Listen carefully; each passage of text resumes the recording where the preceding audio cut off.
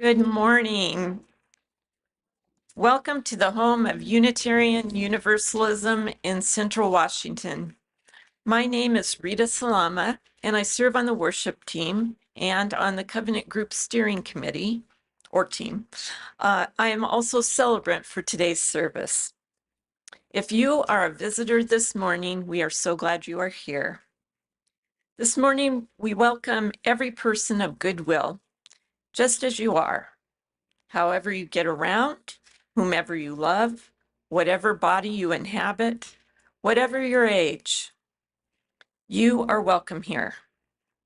Let us take a moment to notice who is around us. Just look to see if anybody's sitting directly in front of you, behind you, or to the sides of you is somebody that you don't know. And introduce yourselves. Say hi.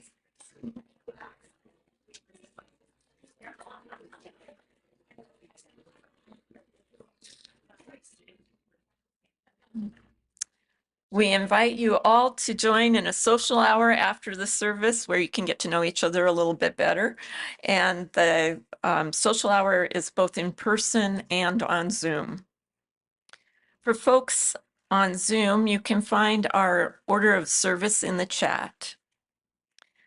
It's so good to be together this morning in all the ways we gather. We are so glad you are here. And now we have a message from Teresa Gelb.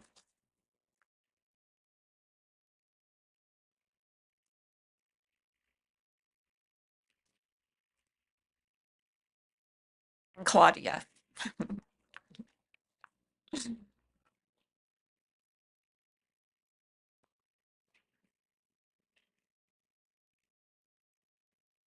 So I'm Teresa Gelb, and this is my granddaughter, Claudia.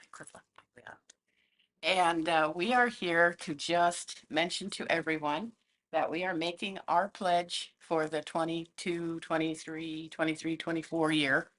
And this is why we have found a home here. When I divorced many years ago, my daughter and I found CUUF, and it made a home for us.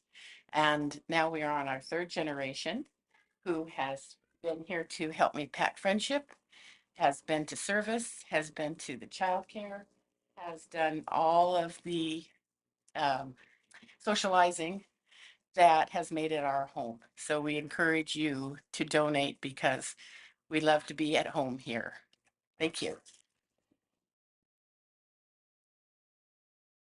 Thank you, Teresa. Yes, don't forget to pledge. And our opening words this morning are from the Unitarian Universalist website, from their Justice and Inclusion webpage. We Unitarian Universalists have a legacy of deeds, not creeds. Our work for a better world calls us to unexpected places as we harness love's power to stop oppression.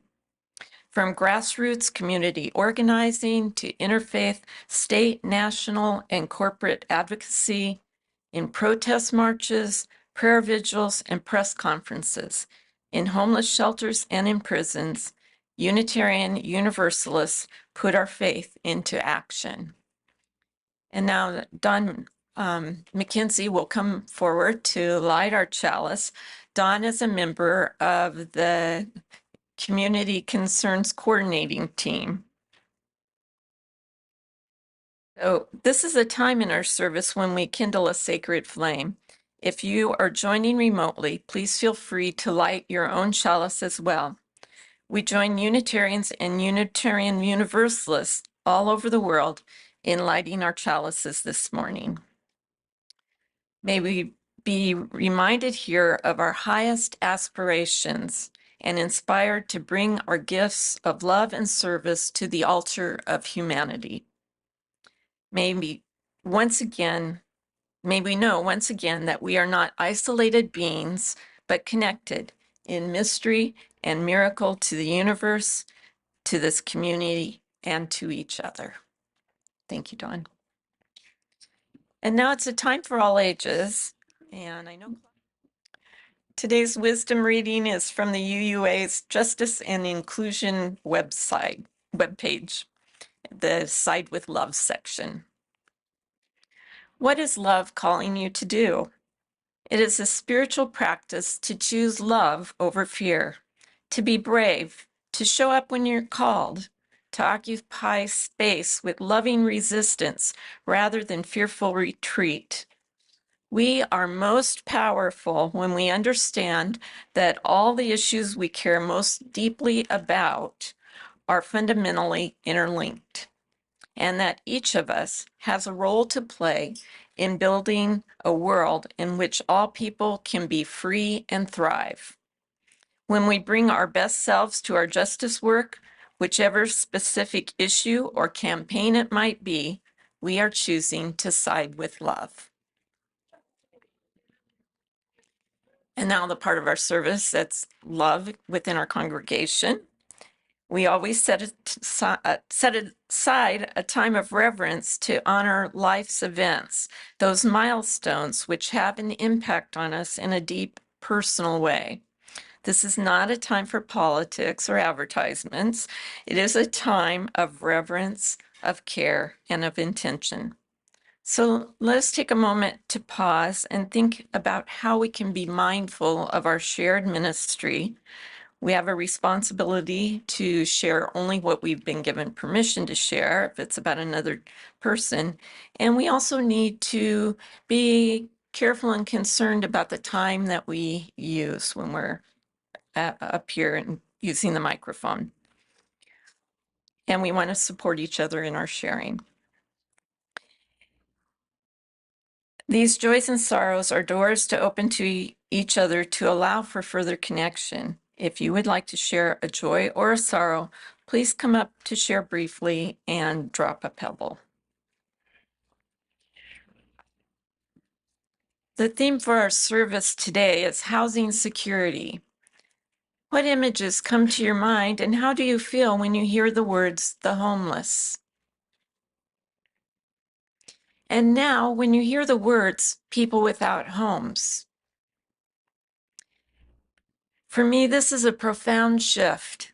The first is a label, but the second reminds me of the inherent worth and dignity of every person, including those in need, our first UU principle.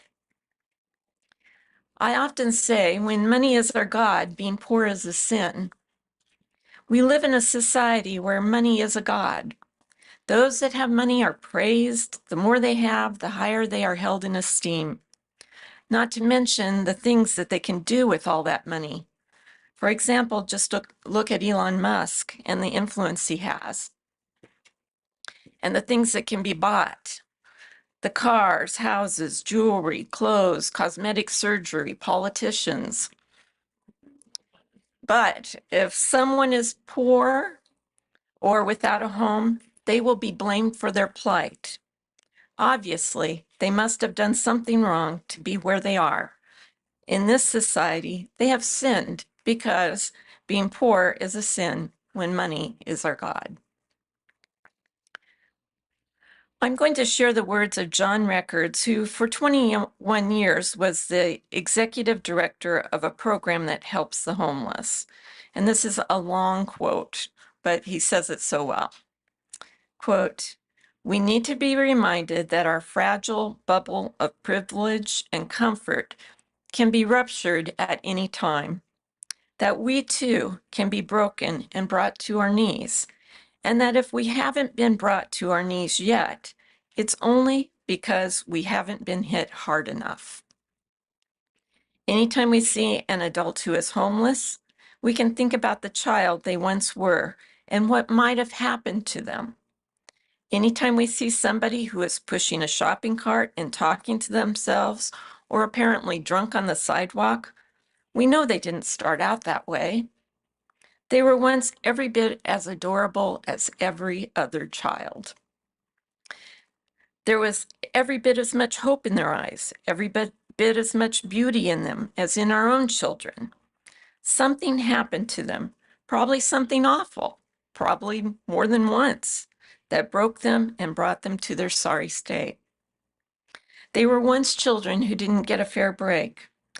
So let's honor who they were. Let's at least give them a fair break now, unquote. This is an intention of Unitarian Universalists. In 1988, there was a general resolution titled Housing for the Homeless because, quote, recognizing the inherent worth and dignity of every human being, we as Unitarian Universalists hold that access to affordable, habitable housing is a fundamental right in a just society, unquote.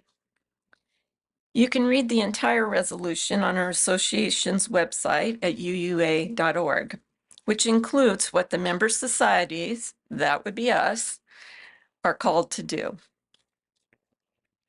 And now we have some special music. That was amazing. Thank you.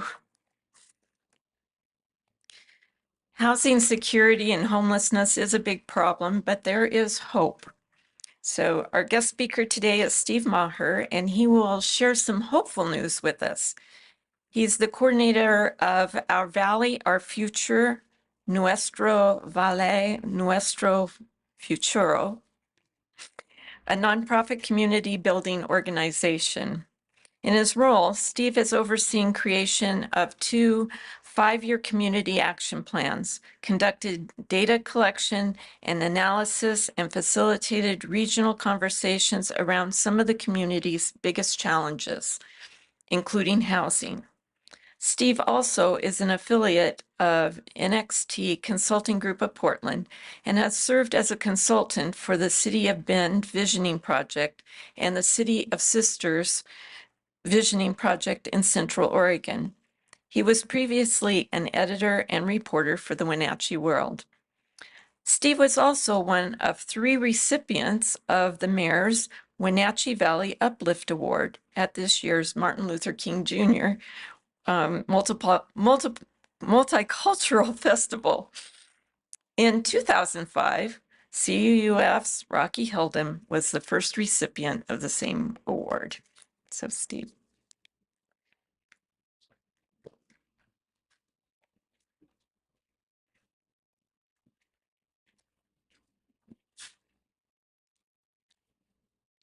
Well, thank you, Rita, and thank you, everybody here for inviting me into your fellowship along with my partner, Aaron, and our son, Joe. It's quite an honor to be here.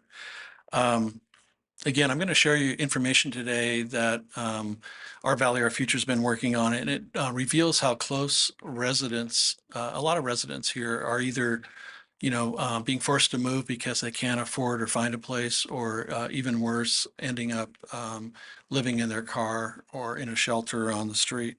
In many cases, as you know, it's a real fine line between somebody who has a home and somebody who does not. Before I do, I wanted to share with you some statistics, recent statistics on homelessness in this community. And then also I've got a short anecdote I wanted to share with you too. The point in time count was conducted, I think 2 or 3 weeks ago, and I've seen some of the statistics. The overall number of homeless, sheltered and unsheltered, I think is up around 75, 80 people from roughly 400 to 475, I think it is. Another thing, you often hear in this community, and I think this is true everywhere, is I hear this, I go to coffee shops or I go to a restaurant, and sometimes it's very hard not to hear what the person next to you is talking about, right? Or you go to social media and you see people's comments. And often what you hear about the homeless, and I'm talking about here, is things like, they're not from here. They were bussed in from Seattle. They all have drug problems or mental illness. And, we got to do something about it. We got to route them and get them out of town. You hear that kind of stuff, and you see it on social media. This point in time count that I was referring to a moment ago, one of the questions they asked is, where was your last permanent home? And 75% of the folks who did that this year said their last permanent home was in Chelan and Douglas counties. Another 20% said it was somewhere else in the state, and the final 5% said somewhere else in the country. These are our own people. These are people who grew up here, who lived here. They're ours. Another thing they asked in this point in time count was what circumstances led to your homelessness. 40% answered eviction, losing their house. About 30% cited a job loss. 13% said it was due to a family rejection and being kicked out of their house. 16% said they don't work anymore. They're old, they don't work anymore, or they've got a disability. 36% cited either drug abuse or mental illness. So again, it really flies in the face of these perceptions that seem to have taken hold here in our community. My anecdote is, I'll make this real short. When I first came here, I grew up in Portland, went to the University of Oregon journalism, and then I got a job up here at the Wenatchee World in 1990. And back then we had a pretty hard-nosed editor, and he would tell us, here's a story idea, I want you to go out and do it. And I remember it was right before Christmas, and he came up to me and said, we need a touching story on the homeless. I want you to go out and find a homeless person and tell everybody their story. And so I said, okay, great. And I had my camera and I went out. And I remember it took me like 3, maybe 4 hours to find a homeless person. And, and we had homeless back then. But I remember driving around town, going to, outside shelters. I went down the railroad tracks. I went everywhere, under the bridges. And finally I found a guy who was camping, had a little fire going south of the George Siller Bridge on the Wenatchee side. So I talked to him, got his story, came back and wrote the story. But my point is, today, it's not very hard to find homeless people. They're everywhere. So now back to the Our Valley, Our Future initiative. And Vern, if you could go to that first slide. One of the, this action plan, is based on what everybody told us in 2021 and the visioning work we did.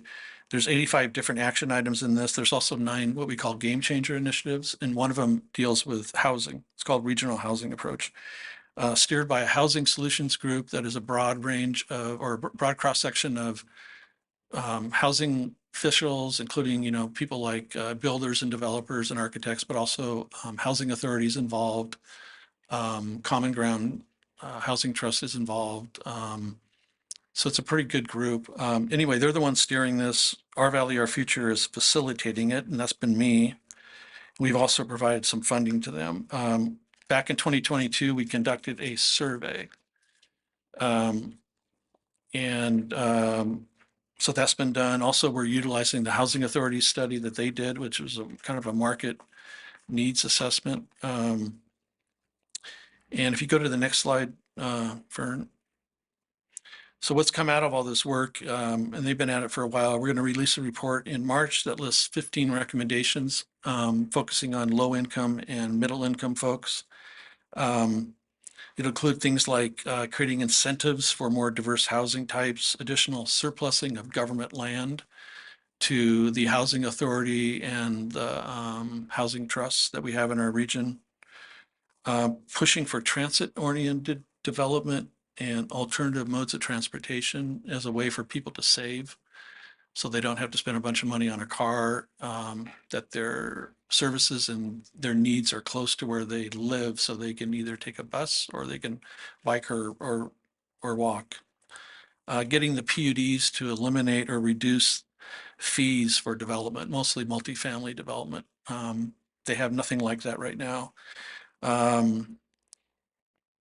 Let me see what else I've got here. There's 15 of these, so I'm not going to cover all of them, but, increasing density in the 2 main cities, developing a trades program. There's a lot of things you can do, these tools we call, to try to add more housing. And, it doesn't mean we're going to get 500 new homes or 1,000 new homes that we need for our low income and middle income folks, but you got to chip away at this.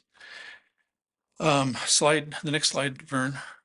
So we did this regional housing survey in May of 2022. We only gave people about 2 weeks, and the response was amazing. I mean, we had 1,500 people who filled out this survey. I think it was 400 people the first day, which told me immediately what a big issue this is in our community. And there were 29 questions, so I'm not going to go through all of them today. It was bilingual. mainly crafted to gain insight to what, people are dealing with and what they might support when it comes to potential solutions. We did a great job in reaching out to everybody here. 24% of the survey respondents self-identified as Latino, for instance. And what we heard and learned is pretty sobering, actually. If you go to the next slide, Vern. So I guess there's good news. There's good general awareness of the issues we're facing here. About 90% of the survey respondents either said they see housing crisis or the housing issue as either extremely important or important. Some of the information I'm not going to share with you today, some of the other questions we did, it was clear that they don't, not everybody really has a deep understanding. So they're aware that there's something going on here with housing and they've heard stories or know somebody, but that's it. Next slide. So I mentioned earlier how some people are how close people are to moving away or doing something. 62% of the survey respondents, an overwhelming number, said they'd considered moving away in the past 2 years due to housing issues. And the way the question was phrased, it didn't say moving out of the region, it just said moving to another town or city. But that gives you an idea of what people are dealing with. About 73% of those between the ages of 18 and 34 said that they had looked at moving away in the previous 2 years. And again, remember this was taken, the survey was in May of 2022. So go back 2 years, you're basically talking the pandemic times. And then 70% of our Latino community members said they had considered doing so. Next slide, Vern. We asked who is most responsible for addressing the housing crisis. The first two choices are probably not too surprising to anybody. I thought number 3 was interesting, large employers. We did a similar survey 5 years ago, and back then large employers weren't really mentioned as somebody who is responsible. Number 5 is also interesting. Free market is pretty far down.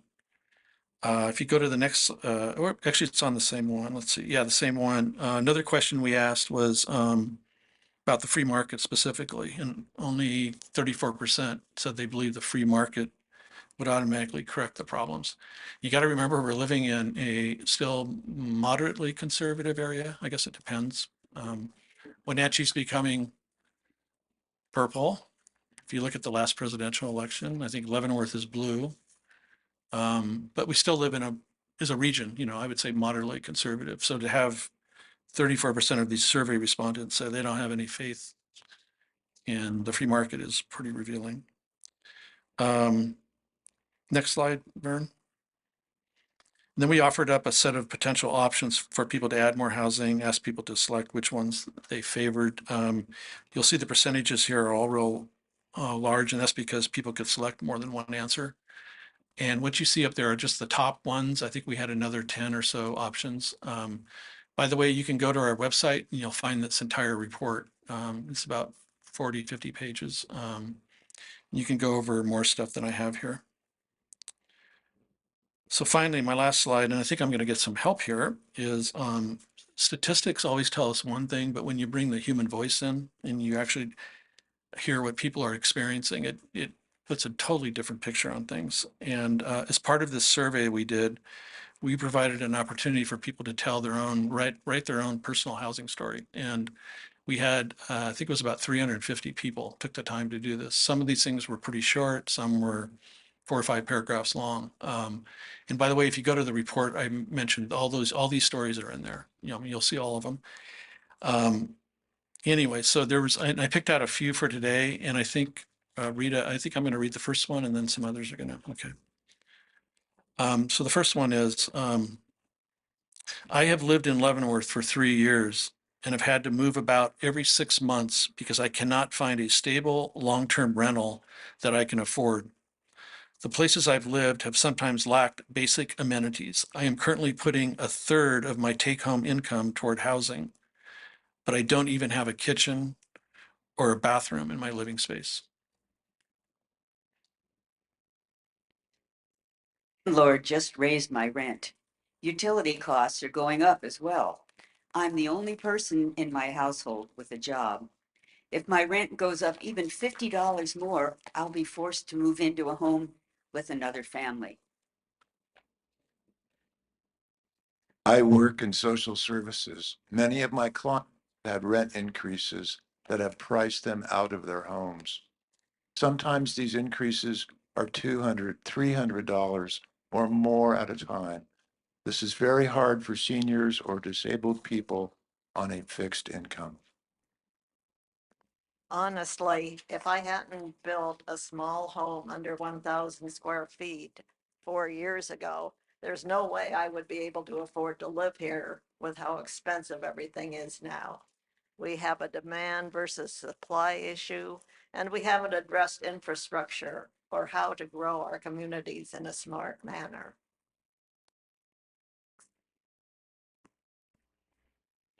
I recently purchased a home outside of Wenatchee, creating a 1-hour commute. I did so because there is no affordable housing in Wenatchee. Homes priced in my range, about $240,000, need to be remodeled or torn down. I am a local teacher, and 50% of my income goes to rent. I love my job in town, but I'm considering relocating because I cannot afford to buy a house on my single income. I don't want to leave, but staying is financially impossible. My fiance and I were homeless for almost 2.5 years. The cost of housing is so bad, and the constant of being turned away because of poor credit was devastating. We lost our dog, our home, and most everything we had. We were blessed with assistance from Catholic Charities to cover last month's rent and the deposit of our current apartment. I haven't been employed for even a minute during all of this time, but living paycheck to paycheck makes things impossible to get better.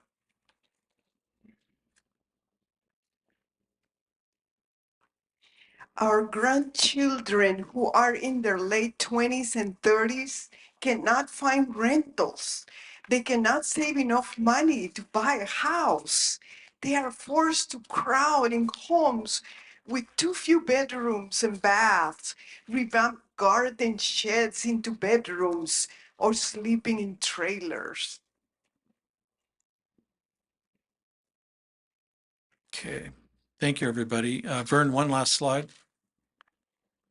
So I think I passed over it, but one of the things, it was on one of the slides, there's going to be this report coming out. There's also, we've received a bunch of money, American Rescue Plan Act money, and we're going to launch a big community awareness campaign that will go for several months. It'll be multimedia, but also include meetings and forums and community conversations. One example of a partnership is the Wenatchee Valley Chamber is going to be holding a legislative forum that will be folded into this community awareness campaign. So one idea I had, Rita asked me about a potential call to action, and that would be for Cascade Unitarian Universalist Fellowship to become involved in this campaign somehow. You know, maybe hosting an event that we're planning on doing, or maybe some other ideas you have. But I think I totally sense, and I've been reading about your concern about homelessness and housing in this area, and so it'd be a good match if you'd like to do that.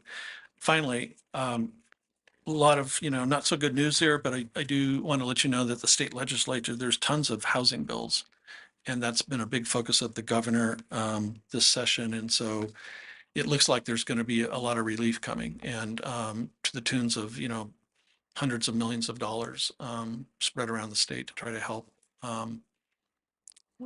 Yeah. So anyway, thank you very much for having me today. And I'll be at the coffee social later. Thank you.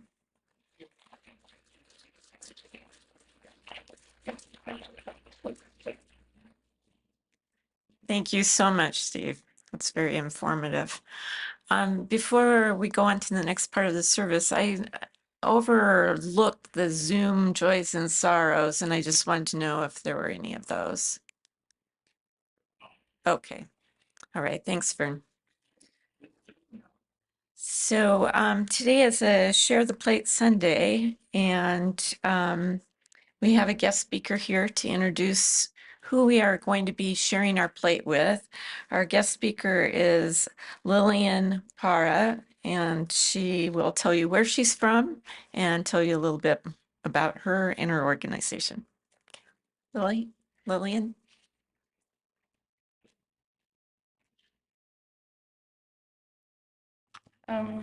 Good morning, everybody. My name is Lillian Perra. I am moved into the Valley a few years ago. I grew up here off and on throughout my life. I actually come walking into this job coming from working for our tribal corporations and governments. I worked for our tribal casino and our tribal gas stations for 9 years before I came into this position and moved into the area. I started out with the YWCA NCW a little over a year ago in the thrift store as their cashier. So I've progressed extremely in a small amount of time, just showing the need and wanting to help as many people as I could within our community to help address homelessness as well. It's all over and it's so crucial. As I mentioned, I am the Housing Programs Manager for the YWCA NCW. We have 3 different programs that we provide services for, emergency, transitional, and permanent housing. We serve up to 30 to 40 people within a year or less, or probably a couple months, I want to say, because my emergency shelter is one of my highest trafficking for assisting others. We are a resource based, so we do connect the dots for resources. We also, in our shelter, we also support women in any form we can with them and their children. We have women, we support women to try reunify with their children as much as possible. I work with a lot of these women and I've got to see firsthand with myself that I've been able to work with them to reunify them with their children as well. Also, some of the people walking into not having any way of income or even having a job at any point. We support them on trying to get them to be on boards or to help us and support us in any way we can. We have people that actually connect the dots to become peer advocates for youth as well within our program, that works with some of our other my other coworkers within the YWCA. We can't provide the targeted services that we offer without the community allies as you all. We will be, we have the support from the community is very crucial for our organization as we are a nonprofit as well. So any support that we get from our community, it entailers for these case managements and these reunifications, and even working with a lot of the elderly in our community that can't find stable housing, that can't even afford it, or some of them that can't even go into assisted living because they can't even afford going into assisted living. It is such a big issue, just rent wise for all walks of life, whether you be young, old, just coming into life, just trying to figure it out. It's very hard and not having any direction or just running into a brick wall and knowing that, well, sorry, we can't house you, or you don't have enough income, or you don't have this. It is hard to work with some of these people because, as you know, that it is such a broad horizon on all this issue that some of them we can't even support fully because we don't have the support from everyone else to be able to move forth with this. Um, I will be here for the panel discussions to answer any questions you may have about our programs or what homelessness looks like in our community. I would like to thank you for supporting and choosing the YWCA and CW. And your offerings today will help with case management, housing, work towards self-sufficiency and permanent housing. Thank you. We extinguish this flame, but not the light of truth, the warmth of community, or the fire of commitment. These we carry in our hearts until we are together again. Our tradition is to join hands and make a circle as we sing our closing.